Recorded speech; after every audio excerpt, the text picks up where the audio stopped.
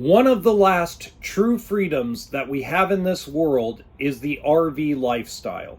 And I truly believe that everyone in the world should be able to experience this lifestyle at least once.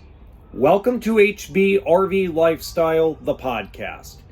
And on this podcast, I've always tried to give you the great, the good, the bad, and the ugly when it comes to the RV lifestyle.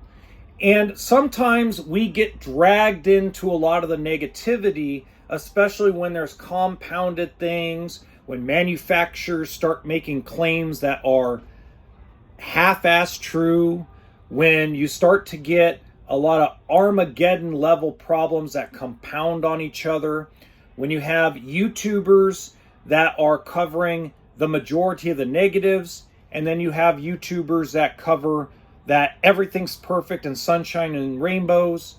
A lot of times we forget why the lifestyle exists, why we get travel trailers and toy haulers and tent campers and motorhomes, why folks build out a van, build out a school bus, why they take old Airstreams and refurbish them.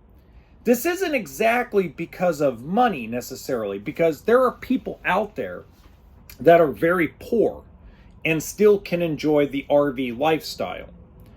There are people out there that are super rich that refuse to live the RV lifestyle. So there's a lot of spectrums, a lot of personalities. But the main focus of what the RV lifestyle is freedom. It is your own personal hotel on wheels. You can go anywhere you want. If you got a motorhome, you can start it up and decide to go on a 2 or 3 day vacation to any destination you want to go to. You want to go out in the middle of the desert, the forest, you want to go fishing at your favorite lake, a new lake, or simply, you know what? You want to pull up to a family member's house and don't want to bug them.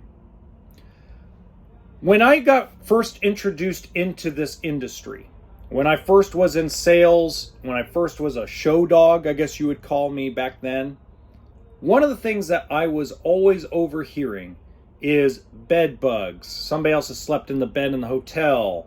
You know, the food is terrible. The service is terrible. Hotels, at least a lot of them, have gotten better over the years. I've stayed in some hotels when I was traveling with Coachman RV. But there's nothing like being able to go into nature without worrying about who else has been in the hotel room, what they've done in the hotel room, or the cabin, or the Airbnb. And a lot of folks are afraid to be in the industry because there's a lot of work to it as well. There is work in the RV lifestyle. Now, it's not the type of work you have at your house or at your job, but there's setting up, there's breaking down, there's only so many floor plans. I always tell people at every size level, there's basically 3 floor plans. And every manufacturer might put a cabinet somewhere different, or the refrigerator's in a different place, or maybe they put a pretty bow on something, or maybe they decided to come up with a automotive seal that is going to be revolutionary to the industry, or maybe they came out with a frame that's revolutionary to the industry, or maybe they decided to go to this newfangled roof or newfangled suspension. All those are the marketing systems and the propaganda to tell you about the product, but never tell you about the lifestyle. Brand ambassadors and different YouTubers and influencers across the world make a living off this. I make a living off this. I don't make a very good living, but you know, it's extra money in my pocket to come and talk to folks and give them basically my knowledge.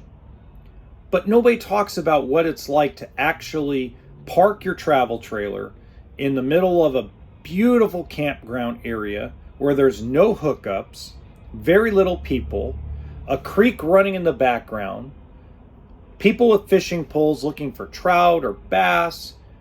Maybe it's on the ocean. Maybe it's on the beach and you get to watch the sun rise and the sun set over the ocean. Or maybe it's simply as simple as a resort where they have massages and pools and spas. Maybe it's that ability to go to Vegas without having to worry about being in some hotel room that somebody trashed, if you get my drift. You don't have to worry about your kids finding needles or glass or things of that nature when you're out in certain parts of the world. The RV lifestyle provides clarity.